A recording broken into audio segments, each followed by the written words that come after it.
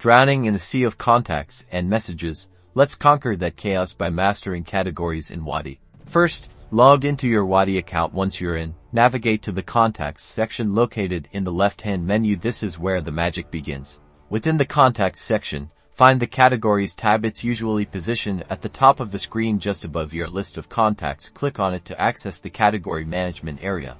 Now, to create your first category, look for the Add Category button.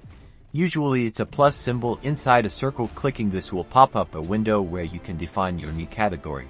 In the pop-up window, give your category a descriptive name. For example, you could name it VIP Customers, Marketing Leads, or Support Tickets. Choose something that clearly reflects the purpose of this category, then click Save to create the category. Awesome! Now that you've created the category, you can assign contacts to it. Go back to the main contacts list and select the contacts you want to categorize by checking the box next to their name.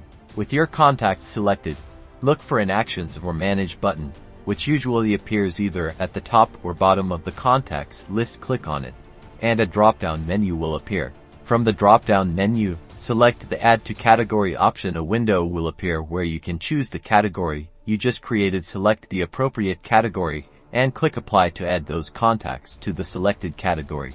And that's it. You've successfully created and assigned contacts to a category in Wati. This makes it way easier to send targeted messages and maintain data organization. Now go create more categories and wave goodbye to your message madness.